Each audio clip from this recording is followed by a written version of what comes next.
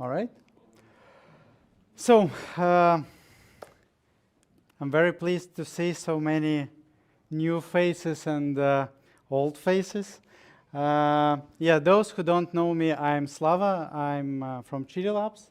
And basically today I will tell you more about why you rather invest in analytics or App Store optimization instead of new features. So why should you listen to me? Should you? Basically, I've been building apps for past 6 years, almost 7. And together with the Chili Labs team, we completed more than 50 different projects, starting from small startups to large enterprises. And over the course of time, our development looks like this. We start with getting requirements. We try to understand what client wants. Then we develop everything, and then it's gone, right? We develop the product, we launched it, and then client eventually will come and say, hey, we need scope 1.1, or we need some support features. And between those steps, there is always a void. We don't know what happens, like, how did they came to this conclusion? What do they need to do? And some of the companies fail, and some of the companies succeed. So it always was my thinking, like, what's the difference? What those that succeed make differently than those who fail? And it kept bothering me, and I understood that it's time for me to become a client myself. And I decided to develop a pet project, Crochet app or Crochet app, you name it. But basically, yes, it's a fancy-looking app for crocheting and for knitting. So then this idea came to me, and I started thinking, like, okay, what do I do now? And I did my best. I started managing everything. I created Jira board, I created epics, components, all the stuff that discussed most of the mobile app developers. And I thought that we're going to take 3 to 4 months to deliver it. So anyway, 7 months later, we have our first app released, and the developers were ecstatic, and designers were like, oh my God, yes, so cool. And everybody was so happy except one person. And that person was me. Why? Because we didn't earn any money. And for 7 months, I made a proud $0. And as a developer, we live in developers' world. I have like black and white situation, where black means that if your app is not useful, then nobody gonna pay for it. And vice versa, if the app is great, then everything gonna be great, and eventually you will become a billionaire. And so I thought the same. And the team said, let's build more more useful features. And then we spent 2 more months, and developers were ecstatic, and designers were happy, and Slava was even more sad. Because in the end, no new features brought me even a single $1. But I started to think on how do I fix that? How do I fix this thing? Should I even give up? Should I continue investing my own money into it? And this is how my journey to analytics and App Store optimization started. So most of my talk will be with the usage of Firebase. Basically, a lot of mobile developers here. I think it's the most common tool that you're going to use or use in your daily life. So yeah, Firebase, it's amazing not just because it's free, but also because it's very, very useful. So why do you need analytics, and when do you think that you need it? I like metaphor that if your stomach hurts, what you do? You don't take random pills, all right? I know some people who do, but please don't. Basically, if your stomach hurts and the pain doesn't go away, what you do? You go to the doctor, and he gives a lot of analysis, he checks you, and he gives you reason why it hurts. So the same happens with the mobile app. We need analytics to distinguish most of the stuff that happens in the mobile app world, basically crash rates, retention, monetization, user behavior, A/B tests, whatever. So why crash rates are very important? I guess everybody knows the answer, right? This is how Firebase analytics shows that you have some nice percentage or not so nice, but why it's important? Is it even important? What would be if there would be 98.5? Will something change? Will something break? And I was unsuccessful enough to learn it by my own example. This is real data from my app. And you see those stripes over here. This is actually the benchmarks of the Google that says that if you are on top of that, that means it's very bad and it can have consequences. Basically, if you do not meet some standards with your app, then Google will demote your app, so you will be filtered out for some of the audience. You will have some impact in regards of the reviews, ratings, and customer satisfaction. And it's very important for the customer UX if, for example, you plan to monetize your users, right? So it's really important. And each store has its own different standards. So for Google, it's slightly above 1% of crash rates acceptable, or 8% per model. So basically, if you fail that, Google will not show this app for your devices. Same with INR, application not responding. To be honest, I didn't know that it's that big of a deal, but as it turns out, yes. So I would encourage you to check what are your INR scores. With Apple, as always, it's complicated. They do not show any data publicly, so it's a speculation, but it's a good speculation. A lot of upvotes on Reddit, so must be legit. But yeah, this is the only thing that we get from Apple. But yeah, it's really important to check Apple data as well. Retention. We use analytics for retention. Who knows what retention is? Yeah, you know, you are with the speaker sign, so you must know.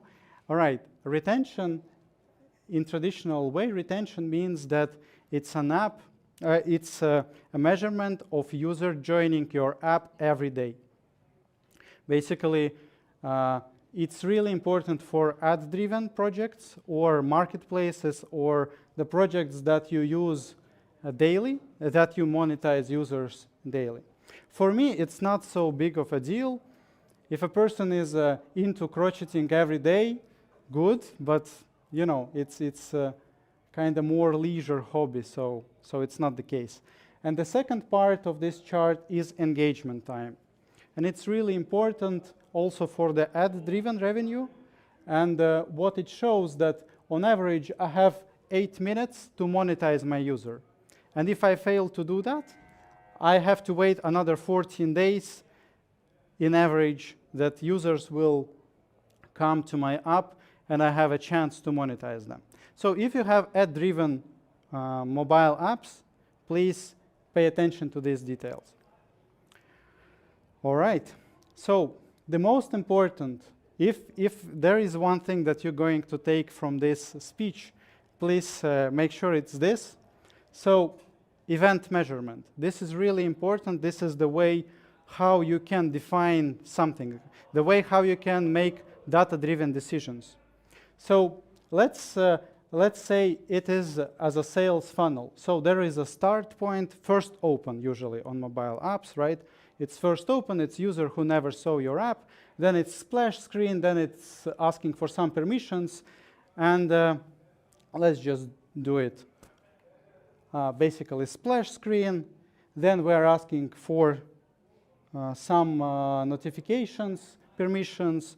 Then we are showing him some onboarding where the user can go to next or skip or check some onboarding more. And then happens the most important stuff, which is a paywall. The whole reason why I brought this topic. So the topic, and from paywall you have two options. Either you pay, either you go away and go to login. So this is the funnel that I have in my app. And who has his pet project here? Raise your hand. All right, so if you don't have this, please do it. Basically, you just define each event by screen, and you write it in the Firebase so that you are tracking what happens. Otherwise, you have no information whatsoever.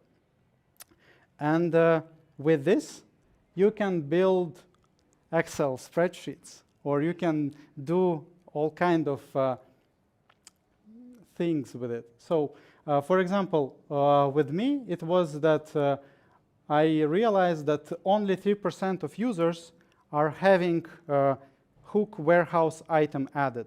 So it's like an inventory thing. And only 3% were using that. And this is the funnel where I monetize them. So it should be really more high. And what I did some changes, and I can measure it as it was before and as it is now. And if you can see the new number, it's 43%. So it's 40% increase just with one change. How did I do that? I just made a new interactive paywall where users are forced to do that.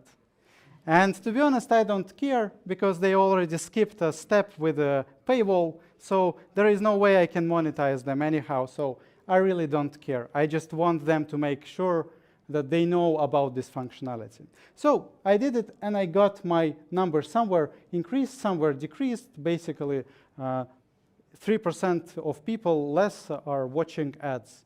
All right, I'm fine with that. And then, don't be scared of this table yet.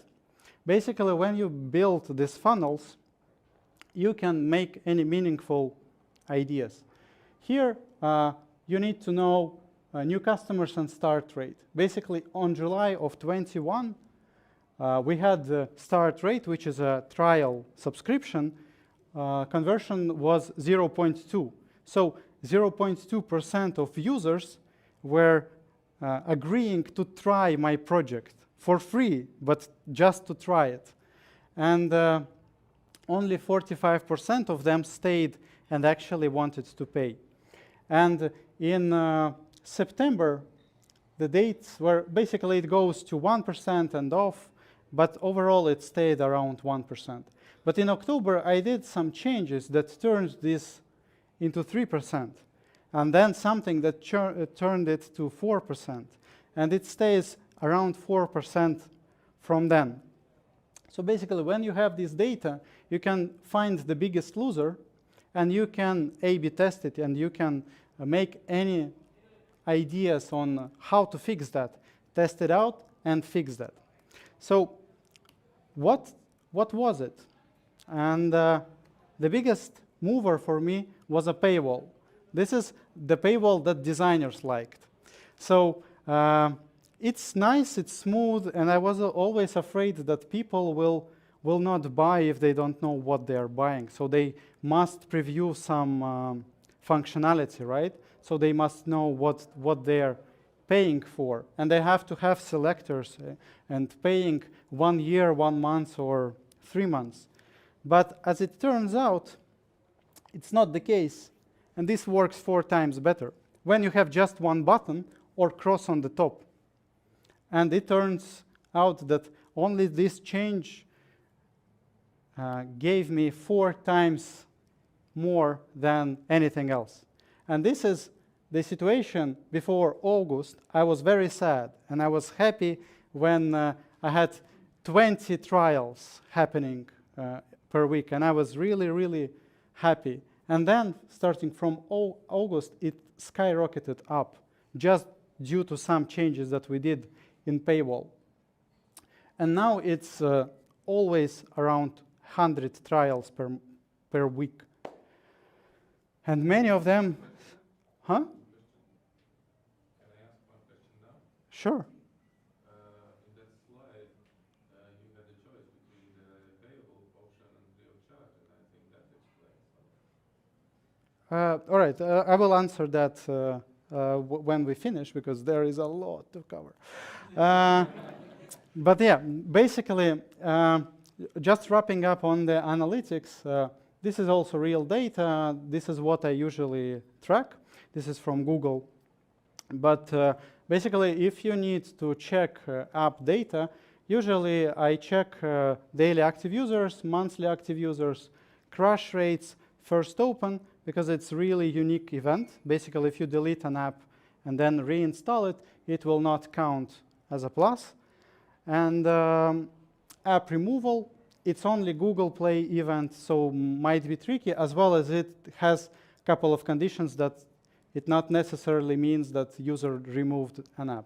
But yeah, then in-app purchases, if you have set it up, user reviews, it's a nice thing to follow them daily and check if there are any updates or unsatisfied customers. And push notifications if you are promoting some events. And yeah, we will get back to analytics, as I understood a bit later. So let's talk about ASO, App Store Optimization part. So what is ASO and why it's really important for your mobile project?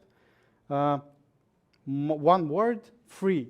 It's free users. So users that you don't have to pay to attract to any platform. And you have to do it the sooner the better, because it has a long-term effect. And the second part, it's relatively easy to implement. Basically, just a manager like me can do that, so you can definitely. And yeah, each store has its own different values on how it weights the one or another term in ASO. We will go to it piece by piece.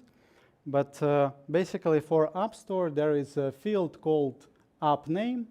I highlighted it on the top. So it should be 30 characters long. Please remove all of the unnecessary words, app, free, new, stuff like that, and use some meaningful keywords that you're gonna get indexed.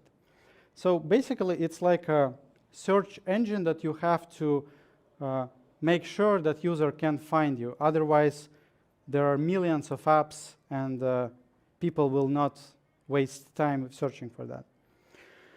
So, yeah, do not put any plural names. Always check if there is a brand name. Basically, I was so holding and clinging to my Crochet app for this 12 characters long, and then I realized that there is 0 traffic on it, but I was on rank 1.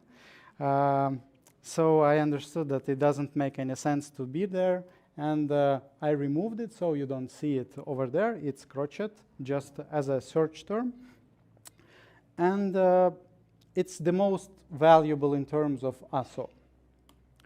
So subtitle, it's very similar in Apple, but the difference is that do not use the same keys in app name and use the combinations of words like app name and subtitle so that it overlaps and makes more key phrases. Yeah, I know I have like Crochet and Crochet, but you know, I'm just experimenting and proving the point. But yeah,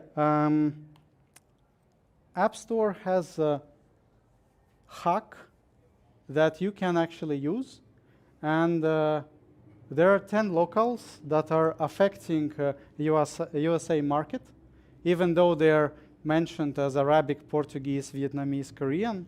But if your main market, as it should be, is US, because it's the most valuable market, you have to go with these 10. And what it gives you 10 more chances to get indexed on the market.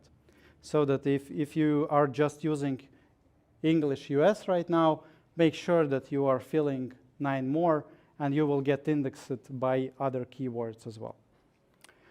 So this is something that really works. And Apple also has keywords. So there is 100 characters. Do not use any spaces. It just eats up the space. Do not use any repetitive keywords like buy Bitcoin, buy BTC. It should be buy Bitcoin, BTC, Ethereum, etc., etc. So do not repeat the same words. Apple will combine them themselves as you want. And dirty hack here. Use low competition keywords here because you can put a large word that otherwise would just be a waste of space, as well as you can put your competitor's name here and be indexed by it.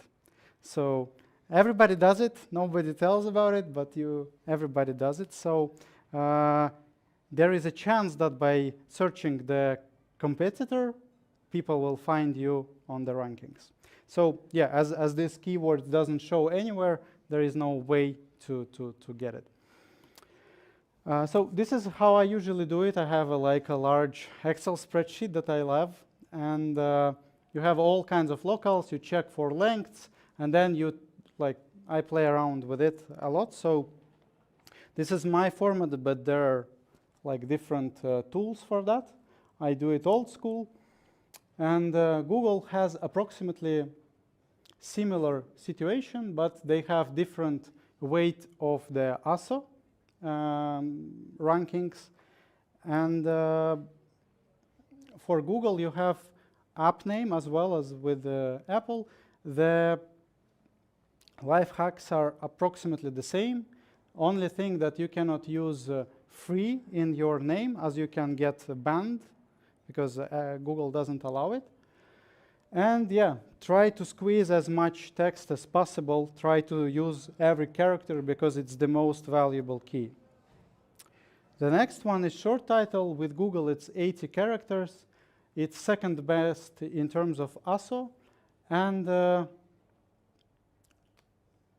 same rules. And one condition with Google is that try to use multiple locales. For example, if the markets are different. In my case, there are some terms that are searched one way in US and some terms that are used in UK. For example, amigurumi, rikorumi, and other buzzwords that you never heard of. But yeah, if you know that there is a specific word in UK, you better switch to another locale and use it from the default. Google has also full description that is giving you 4,000 characters long description that you can use, but Google is recommending to write only 2.5 thousand. So use that as a marker. And one more thing is there is a big difference between search engine optimization and ASO is that you don't have to spam with keywords. And if you spam and your word density is more than 3%, then Google gonna demote your app, not promote as in SEO. Also with descriptions, you have to put, it's very badly, it doesn't affect that much on the ASO score. Only the first 180 characters do. So if you have some keywords that you are still needing to input, then you have to put it on the top. So yeah, here is an example that there is way too many word crypto in the example, and you have to remove it otherwise it's demoting your app. So yeah, Google Play, there is a huge amount of combinations that you can use. Check what is your default. For me, it's English United States. So if I didn't put any locale, then it will be by default English United States. And yeah, as I said, remove default locals with ASO if you know the relevant terms. So yeah, this is the same Excel spreadsheet that I use for work. Sometimes, yeah, it's repeating, but I haven't decided any better things. So ASO services that I use a lot, but I put top 5 that you can use straight away with your pet project or with your client project. So Google Play Console, it has a lot of keywords that you are already indexed with. You can use it for research purposes. Then ASO One, this is the, I would say, best free tool because it's free for iOS. Only, and it giving you some of the ASO tracking. The next one is StormMaven. If you want to check your competitor listings in other countries, in other locales, you can use that. And I use Google Ads for the keyword ideas, and I use ASO Mobile for the ASO tracking and keyword research. So one more thing that we need to know is assets that also affects ASO and A/B tests that you can use to test it out. So here are 2 examples. I don't know why it's very, very pixelated, but yeah, basically we had version 1 and then there is version 2, and you can compare, you can divide traffic by 2 streams. Google and Apple will do it for you, and you can compare what performs better, and then make any decisions that are better. So yeah, you can do a lot of stuff with default tools by Google Play or by App Store. Do not hesitate. So in conclusion, I would like to say that without analytics, there is no way you can know anything. You literally have no idea and wondering building features. So you really have to log and track everything that you can in order to make meaningful decisions. Do not be afraid to experiment, iterate, and this is the chart basically saying that in April, 2 years from now, I had proud 0 subscribers, and now the number just before this presentation reached to 663 subscribers, and 102 of them are in trial mode. So most probably it will increase by the end of this presentation, and I hope so. And basically iterate it over and over again. ASO and analytics is a large topic. I just told you very, very briefly about it, but this is why questions are, right? And then point 5, you will turn into profit, and Slava will be happy. Yes, and that's it from me. If you want to do something remarkable and want to know what's wrong with your app, let us know, and let's chat. Maybe we will come up with something. All right, any questions?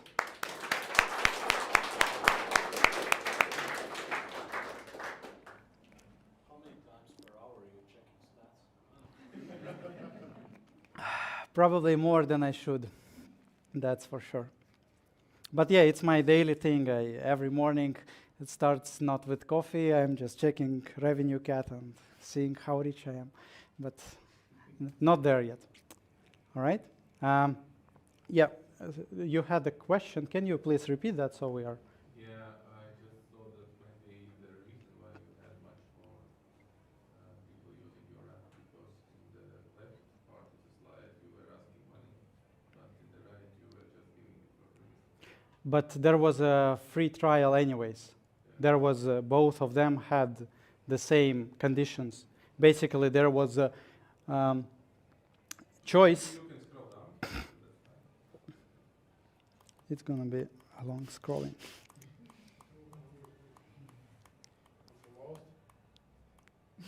Oh, sorry. Too much. Oh my God.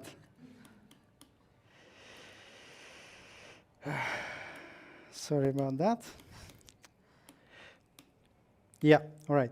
So yeah, this example, it's actually rigged example because it's restoring freemium, but here was the text was absolutely the same, starting free trial. So sorry, yeah, not relevant example, you couldn't know that, but yeah, here it's just for user who already had premium. Yeah, but the text was absolutely the same. The conditions were absolutely the same. So the only thing that users here had an option to check something. They had to think, they had to read information, and here they have to just click one button and go. So what will happen when they click the button? Do they have after that like sort of an option to take like annual subscription or not? Or like No, this is just a monthly subscription. If they are not subscribed or they want to change their plan in the settings, there is a possibility to do that. Yeah, and also like every nth login, I ask, hey, would you like to subscribe? And there is also the old paywall. So after this starts free trial, once you push it, it basically does that pop-up with the payment system already, right? Yeah, but it also starts it the same way here. Okay. So. So you touched and then you need to cancel it in the period of 7 days, otherwise you won't pay. Yeah. All right. Any more questions? Yeah, one more. Sure. Sorry, I was not holding. No more questions? Where did you get the domain knowledge for the crocheting and knitting? And did you have a dedicated person to learn that word? Are you skilled enough? Well, now I am. Now I know how to crochet, basic things. But before that, I was dating a girl who was crocheting, and I couldn't believe how painful it is for her to count things. So yeah, this is how idea came from it. I'm just playing with that at the moment. Pretty Cool. cool. All right. One It's more very subscriber meditative. by the end of this presentation. Yeah. About the 8 minutes you had, let's say what would be the best option? If you have an average time of 8 minutes to kind of bring to the client the idea of paying, when would you recommend it? In the beginning, in the middle, also in the 8 minutes? What is the actual point where you would recommend the paywall or the ad or whatever it is that is monetizing the application? The faster, the better. The faster you get to money, the better. Yeah. Words right. of the CEO. Well, Slava is happy that now. Yeah. you All very right. much. I guess that's it then. Yes, Thank thank you very you. much. Thank you, Slava, everyone. let's clap again. Thanks. Thank you. Thank you, Daria.